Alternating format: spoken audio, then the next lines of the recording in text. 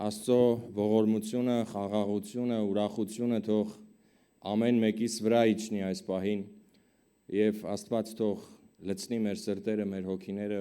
մեր անձերը իր ներկայությամբ։ Աստված թող համակի մեր ներքին աշխարհը, մեր ներսում եղածը, մեր ամենաթաքուն,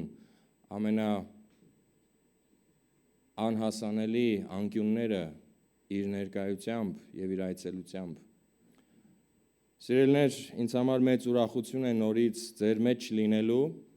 այս հրաշալի համայնքի մեջ լինելու եւ միասին Տերը պաշտելու եւ մեծ ուրախություն է նաեւ ձեզ ծառայելու Տիրոջ խոսքի քարոզությամբ։ Գյումրու մեր եկեղեցու ջերմ աղոթքները, բարեմաղթանքները եւ ողջույնները ընդունեք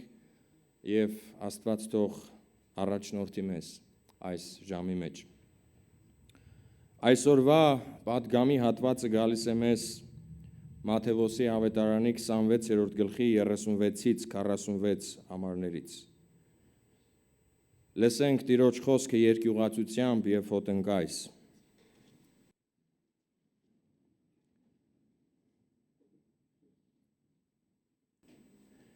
Այդ ժամանակ Հիսուսը նրանց հետ եկավ մի տեղ,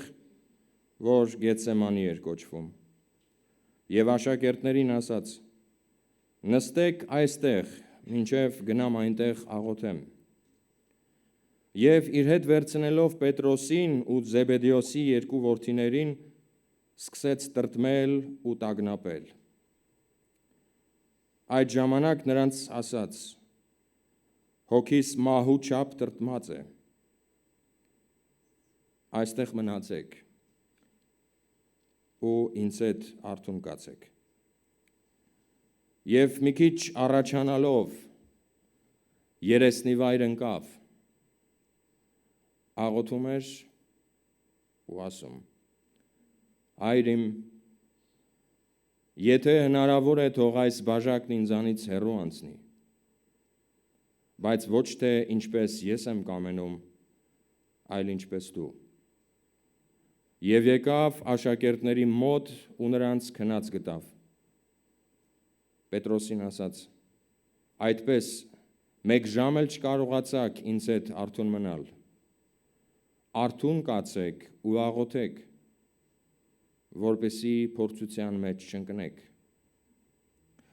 Հոգին հոժար է, բայց մարմինը տկար»։ Դարձյալ երկրորդ անգամ Հիսուսը գնաց, աղոթեց ու ասաց. «Հայր իմ, եթե հնարավոր չէ այդ բաժակն ինձանից հեռու անցնի, որ այն չխմեմ, թող քո կամքը լինի»։ Եկավ եւ նրանց դարձյալ քնած գտավ, որովհետեւ նրանց աչքերը ծանրացել էին։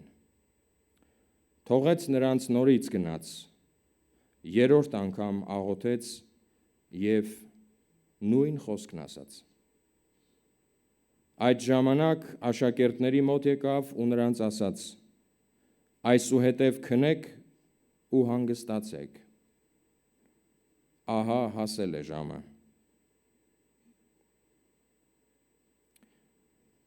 Եվ մարդու որդին մեղավորների ձեռքն է մատնվում։ Վեր կացեք գնանք, ահա հասավ ինձ մատնողը։ Ամեն Տիրոջ խոսքին։ Կարող ենք նստել, սիրելիներ։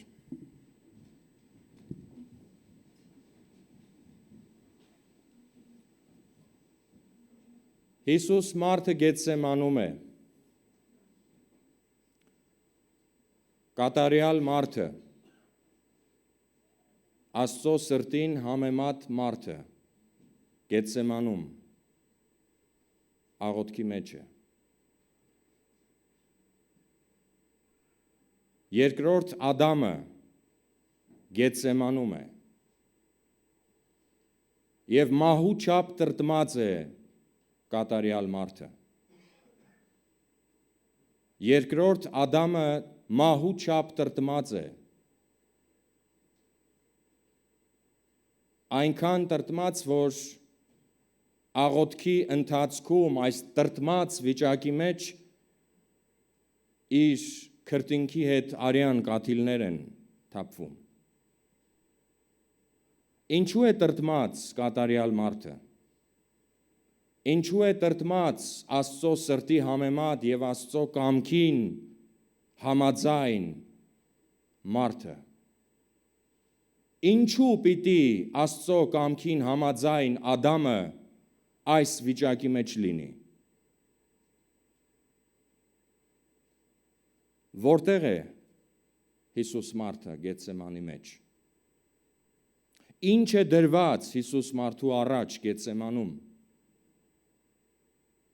Ընտրություն։ Հիսուս մարդու առջև դրված է ընտրություն։ Եվ այս ընտրությունը ամենավորոշիչ ընտրությունն է։ Մարդկային ցեղի պատմության մեջ, տիեզերքի պատմության մեջ, արարչագործության պատմության մեջ եւ առհասարակ ամենավորոշիչ եւ առանցքային պահն է։ Եվ այս ընտրությունից է կախված ամեն բան։ Եվ սա ընտրություն է։ Թվացյալ ընտրություն չէ։ Երևույթային ընտրություն չէ։ Ձևացրած ընտրություն չէ։ Իրական փաստ։ Երկրորդ Ադամի մահու չափ տագնապած լինելը, տրտմած լինելը, հոգու այսպիսի ճմլված լինելը երևույթային ու կարծեցյալ չէ, սա իրական է։ Հիսուս մարդը տագնապած է։ Եվ մենք այս հատվածը կարդալիս արագ անցնելու սովորություն ունենք։ Այս հատվածը կարդալիս միանգամից վերջին հատվածին ենք անդրադառնում, եւ Հիսուս ասաց. «Թող քո կամքը լինի»։ Եվ այնքան հեշտությամբ ենք այս արտահայտությունը կրկնում, այնքան հպանցիկ ենք անցնում այս արտահայտության վրայով, այնքան մակերեսային ենք փորձում տեսնել այս արտահայտությունը, այս հռչակումը, այս խոստովանությունը, այս որոշման կնիքը, այնքան մակերեսային է մեր մտքի մեջ երբեմն, որ չենք անդրադառնում, թե այս որոշումը ինչ արժեր եւ այս որոշման ետևում ինչ կա։ Ինչու է տրտմած Հիսուս մարդը, կատարյալ մարդը, երկրորդ Ադամը։ Ինչն է այս ընտրության ծանրությունը։ Ինչու է այս ծանրությունը այնքան սխմում Հիսուսի սիրտը, միտքը, հոգին, անձը, որ այս վիճակի մեջ է։ Եվ ինչ նշանակություն ունի Գեթսեմանը։ Հիսուսը Գեթսեմանի մեջ, այս տրտմած վիճակի մեջ իր միտքն է բերում, կարծես հիշում է այս մի քանի րոպեների կամ ժամերի ընթացքում իր միտքն է բերում, հիշում է ինչը, այս որոշման ետևում ինչն է հիշում եւ ինչն է բերում իր մտքին։ Առաջին անշուշտ իր ծառայության, երկրային ծառայության եւ առաքելության մեկնարկը, այն հռչակումը, որ ժողովարանում կատարեց, որտեղ ինքը իր մասին հռչակեց եւ սկսեց իր ծառայությունը։ Ես եկել եմ մերկերին, բանտարկյալներին, կույրերին ու աղքատներին ավետարանը քարոզելու եւ Տիրոջ ընդունելի տարին հռչակելու։ Հիսուսի միտքը սա է գալիս, Հիսուս մարդու միտքը սա է գալիս։ Այս տրտմած վիճակի մեջ հիշում է սա, անդրադառնում է սրան, թե ինչ հռչակեց եւ ինչ արեց։ Հիշում է, թե այդ հռչակումը հենց այնպես ուղղակի հայտարարություն չէր։ Սա իր առաքելության, անձի, էության, գործի խտացված ներկայացումն էր։ Հիշում է նաև, որ իր ամբողջ ընթացքում մինչև այս պահը, մինչև Գեթսեման հավատարիմ է մնացել այն առաքելությանը, որը հռչակեց եւ հայտարարեց։ Եվ այս առաքելության շրջանակում հիշում է անձանց, մարդկանց, ում ծառայել է, ում սիրել է, ում հանել է ճահճից, ում վերադարձրել է կյանքը, ում ավետարանն է քարոզել, ում ազատագրել է, ում Աստծուն է ներկայացրել եւ հայտնել։ Հավանաբար իր մտքի մեջ հիշում է Սամարացի կնոջը, ով ոչ միայն անտեսված ու հեթանոս էր, այլ նաև հույս չուներ։ Հիշում է, թե ինչպես այս կնոջը մոտենալը, այս կնոջը Աստծուն ներկայացնելը զարմանք առաջացրեց աշակերտների եւ բոլորի աչքերում։ Հիշում է, թե ինչպես բոլորին եւ բոլոր մարդկանց կարծիքին հակառակ գնալով այս կնոջը Տիրոջ խոսքը եւ Տիրոջ հոգին հայտնելը փրկեց նրան։ Հիշում է, թե ինչպես այս կինը առաջիններից էր, եթե ոչ առաջինը, որ հռչակեց իրով լինելը։ Հավանաբար այս տրտմած վիճակի մեջ Հիսուսի միտքն է գալիս Մարիամ Մագդաղենացին, ով դատապարտված էր մահվան, ում համար կյանք չկար, ով իր մեղքի մեջ պիտի մահանար։ Բայց իր մոտենալը եւ Աստվածային անբացատրելի սերը, ողորմությունն ու ներողամտությունը հանեց այս մարդուն ոչ միայն մահվան ճիրաններից, այլ նաև մեղքի ճիրաններից։ Հավանաբար Հիսուսը այս տրտմած վիճակի մեջ հիշում է Զաքեոսին, մաքսավոր Զաքեոսին, ով ատելի էր մարդկանց համար, ով այս նախքին երկուսի պես լուսանցք ձգված մեկն էր, ով ոչ հարգանք ուներ, ոչ պատիվ ուներ, ով նաև իր մաքսավորության մեջ պիտի հարատևեր ու այդ կեղեքիչ մեղքի մեջ պիտի ավարտեր իր ընթացքը, ինչպես որ նախքին երկուսը։ Բայց իր հայացքը դեպի Զաքեոս, մոտենալը դեպի Զաքեոսը, մտնելը Զաքեոսի տուն, սեղան նստելը Զաքեոսի հետ, փոխեց Զաքեոսի ընթացքը։ Հիսուսը հիշում է նաև այն մեղավորներին, մաքսավորներին ու դուրս նետվածներին, աղտեղություն համարվողներին, ում հետ անդադար սեղան էր նստում խոսելու,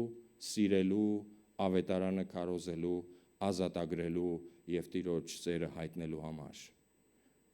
որի համար մեղադրվում էր իր ամբողջ ծառայության ընթացքում, որի համար պիտակավորվում էր իր ամբողջ ծառայության ընթացքում, բայց գիտեր, որ սա է ճշմարտությունը եւ սա է Աստծո կամքը։ Հիշում է նաև միգուցե Նիկոդեմոսին, ով այս նախորդ խմբին չէր պատկանում, բայց եկել էր ճշմարտության ետևից, եկել էր լսելու եւ եկել էր հարցնելու, ով ոչ միայն իշխանավոր էր, այլ նաև փարիսեցի էր, բայց եկել էր ճշմարտության ետևից, գիշերը, բայց եկել էր։ Հիշում է նաև, թե ինչպես Նիկոդեմոսը ստացավ իր պատասխանը։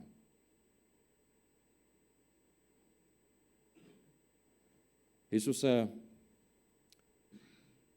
հիշում է նաև շատ կարճ ժամանակ առաջ Երուսաղեմ իր մուտքը։ Անդրադարձ է կատարում, թե ինչպես բոլորի ակնկալիքին հակառակ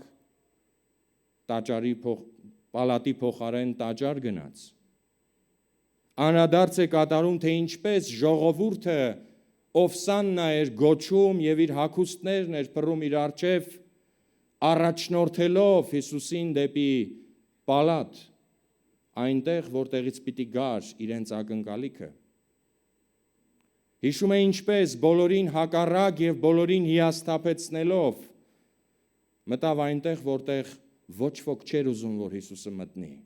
նույնիսկ աշակերտները։ Մտավ եւ այդ մուտքը դարձավ իր դատավճռի հիմնական կետը։ Այդ տաճար մտնելն էր, որ որոշեց վերջնականապես իր Գեթսեմանում հայտնվելու ընթացքը։ Հիշում է նաև իր ուսուցումները, լեռան քարոզը, որտեղ ինքն էր ժողովրդին ասում. երանի նրանց, ովքեր արդարության համար պիտի հալածվեն, ովքեր քաղցած ու ծարավ են արդարության, երանի նրանց, ովքեր իմ անվան համար հալածվում են եւ զրպարտվում ու չարախոսվում են, երանի սգավորներին։ Հիշում է իր ուսուցումները լեռան քարոզի ամբողջ ընթացքի մեջ, որտեղ հայտնվում է Տիրոջ կամքը մարդու համար։ Հիշում է նաև իր աշակերտներին, այս տրտմած վիճակի մեջ հիշում է իր աշակերտներին, անձիկ, ովքեր իրենց կյանքն են վստահել իրեն, անձիկ, ովքեր հետևել են իրեն թողնելով ամեն ինչ, հավատացել են իր խոսքին,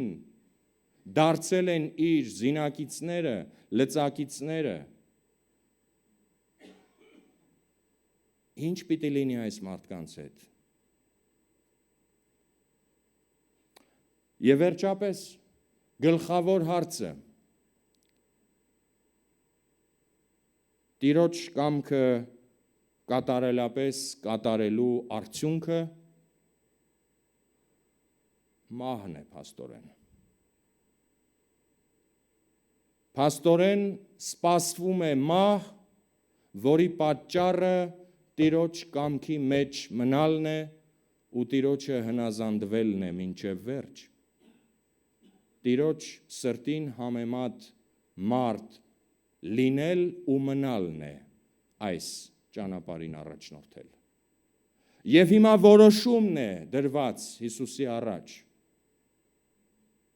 Ուրանալ ու մոռանալ եւ մեկ կողմ գցել այս ամենը, խաչ քաշելով դրա վրա եւ հայտարարելով, որ սա կեղծիք էր, սուտ էր, արժեք չուներ, ու փրկել սեփական անձը ու կյանքը, թե հայտարարել, որ այն ինչի միջով, որ անցել է եւ հիմա այստեղ է, Աստծո կամքն է, եւ ամբողջացնել այդ ամենը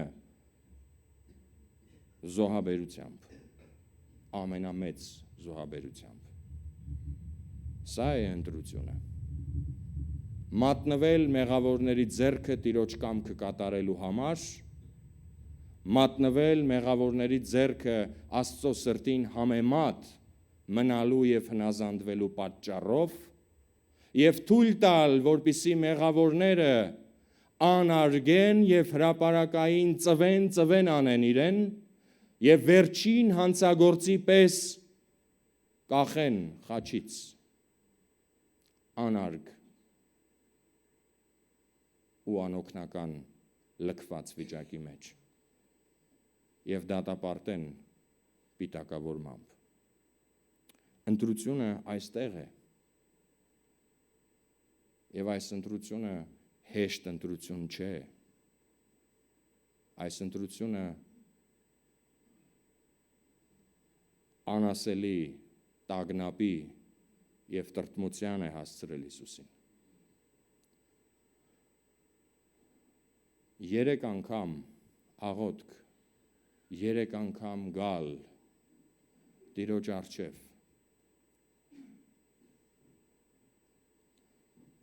Եվ այս վերջին աղոթքի ժամանակ հաստատել. Տեր, թող քո կամքը լինի, Հայր, թող քո կամքը լինի,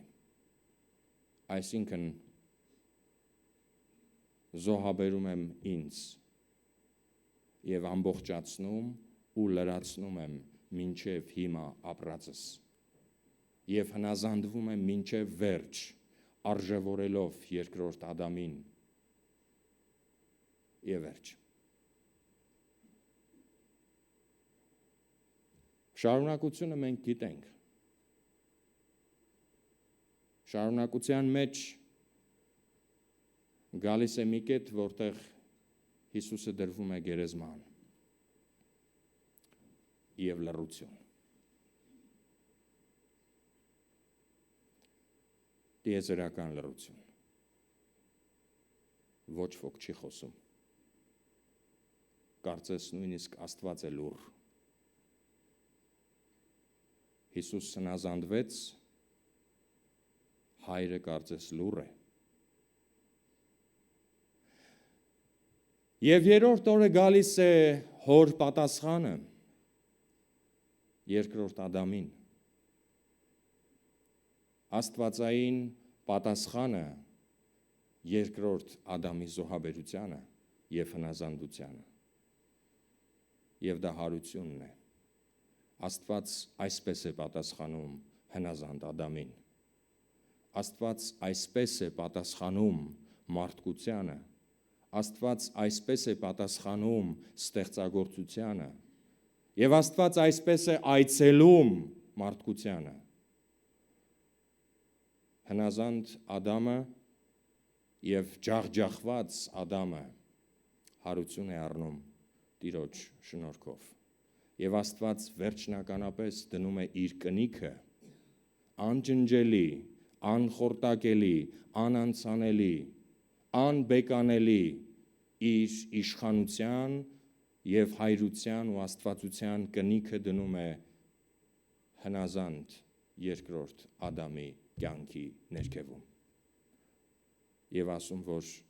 սա է իմ որդին։ Եվ դրանով բացվում է մարդկության հույսը։ Գեթսեմանի ընտրությունը բացում է մարդկության հույսը։ Այստեղ է ծնվում իմ ու քո լույսը։ Այս որոշման մեջ է իմ ու քո հաղթությունը, ընկած Ադամի հաղթությունը այս որոշման մեջ է։ Իսկ մենք քնած էինք։ Հիսուս մենակ էր, կատարելապես մենակ էր իր որոշման մեջ։ Նույնիսկ նրանք, ովքեր շատ կարճ ժամանակ առաջ, Երուսաղեմ մուտքից առաջ, Զեբեդեոսի որդիները հավակնում էին Հիսուսի աջ և ձախ կողմում նստել և հայտարարում էին, որ պատրաստ ենք քո ճանապարհը անցնել, քնած էին, ինչպես ես և դու։ Մինչդեռ Հիսուս Գեթսեմանի մեջ իմ ու քո հաղթանակն էր և հաղթությունն էր կերտում իր անձի որոշմամբ կատարյալ հնազանդության մեջ։ Հեշտությամբ ենք սա ասում։ Եկեք փորձենք հասկանալ ինչ տեղի ունեցավ այստեղ և Աստված ինչ էր գործում ու Աստծո սրտի մեջ ինչ էր կատարվում և Աստված ինչպես պատասխանեց սրան և սա մեզ համար ինչ նշանակություն ունի։ Գեթսեմանը գալիս է մեզ հիշեցնելու ինձ ու քեզ այսօր այս ամենը և նաև գալիս է հարցնելու, սիրելիներ, 2000 տարի հետո ապրող քրիստոնյաներից գալիս է հարցնելու, ինձ քեզ և եկեղեցուն գալիս է հարցնելու, ինչ ես հասկանում Քրիստոսին ընդունել ասելով։ Այսօր ես ինչ եմ հասկանում Քրիստոսին ընդունել ասելով։ Ինչպես եմ սա պատկերացնում, ինչ է սա ինձ համար նշանակում։ Մարդկայինորեն բոլորիս համար ձեռնտու է Քրիստոսին ընդունել, հասկանալ այսպես. անգիր տեքստը ապաշխարության արտասանել մեղավորի աղոթքի տեսքով եւ համարել, որ վերջացավ ամեն ինչ, սկսվեց եւ ավարտվեց այդտեղ։ Եվ ուրախությամբ ապրել իմ ուզած կերպով, լինելով եկեղեցու մեջ, լինելով եկեղեցու անդամ, լինելով եկեղեցու ծառայողական կազմի մեջ, ապրել այնպես, ինչպես որ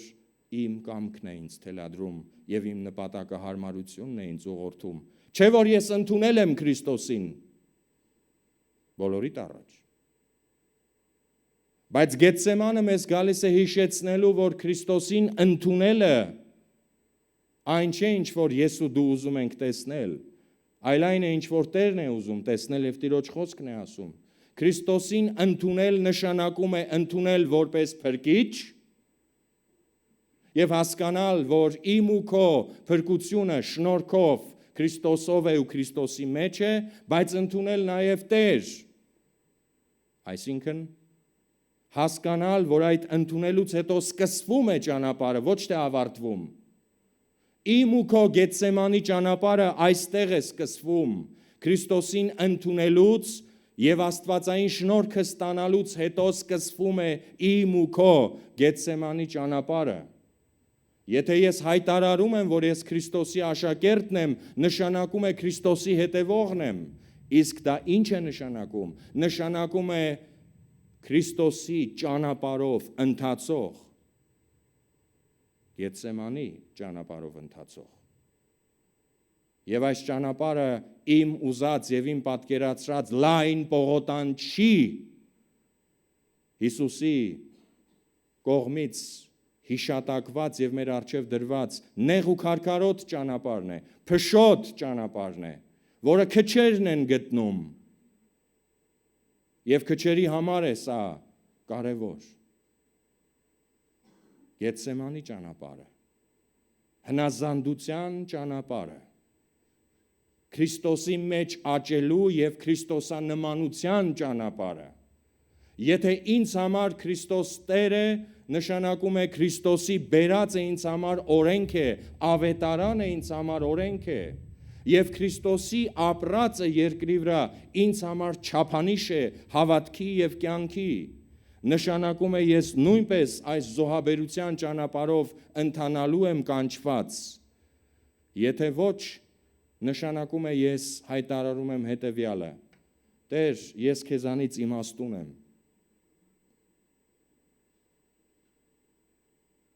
Ուզում եմ ընդունել Քրիստոսով բերված փրկությունը, բայց չեմ ուզում ընդունել Քրիստոսի տերությունը։ Ուզում եմ ընթանալ կյանքի ճանապարհով, բայց չեմ ուզում լինել Գեթսեմանի պարտեզում։ Ուզում եմ աղոթքիս մեջ հայտարարել թող քո կամքը լինի, ինչպես որ Գեթսեմանում Հիսուսն էր հայտարարում եւ կատարում։ Բայց մտքիս մեջ քո կամքը իմ կամքն է։ Ով է ասել, կմտածեմ ես, որ Քրիստոսին ընդունելը նշանակում է նեղ ճանապարհը եւ Գեթսեմանի ճանապարհը։ Ես այդպիսի ճանապարհ չեմ ուզում։ Ես այդպիսի ճանապարհի համար Քրիստոսին չեմ ընդունել։ Ես Քրիստոսին ընդունել եմ իմ անձի շահի համար, իմ բարգավաճման համար, իմ բարօրության համար, իմ ուրախության համար, ոչ թե Գեթսեմանի։ Այդպես չի լինում։ Քրիստոս փրկիչ է եւ Տեր է։ Եվ ուրեմն Քրիստոսին ընդունել նշանակում է ինքդ քեզ դնել Տիրոջ կամքի գերիշխանության տակ եւ ինքդ քեզ դնել այն ճանապարհի վրա, որ Քրիստոսն է։ Եվ այդ նեղ ճանապարհին, երբ Տերը ասում է, որ ինձ կհանդիպեք, մենք պիտի նաև հասկանանք, որ այդ նեղ ճանապարհը հենց ինքն է։ Եվ երբ ես ինքս Քրիստոսի մեջ եմ ինձ համարում, պիտի հարցնեմ ինձ. Իսկ իմ շնորհքով փրկությունը ինձ ուր է առաջնորդել։ Դեպի ավետարանի ճանապարհ, որի վերջավորությունը Գեթսեմանն է, բայց ընթացքը կույրին, մերկին, բանտարկյալին, աղքատին կերակրելը, ոտքերը լվանալը, այցելելը, խնամելը, սիրելը, զոհաբերելը եւ ավետարանը քարոզելն է իմ հաշվին Քրիստոսի զորությամբ։ Թե դա իմ ճանապարհն է, որտեղ միայն ես եմ եւ իմ պատկերացումներն ու հարմարությունները։ Որտեղ է ծնվում ճշմարիտ հավատքը։ Այնտեղ, որտեղ կա ճշմարիտ հնազանդության որոշումը։ Որտեղ է ծնվում քրիստոսանման անձը։ Որտեղ է անձը սկսում կերտվել ու նմանվել իր փրկչին եւ Տիրոջը Քրիստոսին։ Այնտեղ, որտեղ կա գիտակցումը, թե ինչ է Քրիստոսի ճանապարհը եւ ինչ է նշանակում լինել քրիստոնյա։ Եվ այստեղ է, որ մաքրվելը, սրբագործվելը ընթացք է առնում։ Եվ այստեղ է, որ սկսում եմ հասկանալ, որ քրիստոնեական կյանքը, փրկության կյանքը սրբագործման ընթացք է, որը սկսվել է իմ ընդունելով Քրիստոսին եւ շարժվում է դեպի երկրորդ գալուստ Քրիստոսի օրենքի համաձայն ու Քրիստոսի մեջ։ Եվ ես այսօր վաղը եւ մինչեւ իմ կյանքի վերջին օրը ինքս ինձ պիտի հարցնեմ. ուր է իմ Գեթսեմանը եւ ուր է իմ հնազանդությունը Տիրոջ կամքին։ Եվ այդտեղից կպատասխանվի որտեղ է մեր հավատքը։ Աստված թող մեզ զորացնի եւ իմաստություն տա։ Աստծո շնորհքը, Աստծո հոգին թող շրջի մեր վրայով, մեր հոգիների, մեր սրտերի մեջ շրջի ու փոխակերպի մեզ։ Մեր մտքերը, մեր սրտերը, մեր հոգիները, որ միգուցե Տիրոջ իշխանության տակ են դրված մեր կարծիքով, բայց իրականում մեր սեփականությունն են, թող Աստծուն նվիրվեն։ Եվ եթե զարթնելու կարիք ունենք, արթնանալու կարիք ունենք, այսօր ճիշտ ժամանակն է։ Եվ այս շրջանը մեզ հուշում է վերատեսության ենթարկել մեր հավատքի ընթացքը ըստ Քրիստոսի օրենքի եւ ըստ Քրիստոսի ավետարանի եւ ըստ Աստծո կամքի։ Տերը թող մեզ ուժ տա, քաջություն տա, կամք տա եւ զորություն ու հոժար հոգի տա ընդունելու Գեթսեմանը եւ ընդունելու հնազանդությունը Աստծուն որպես միակ ճանապարհ։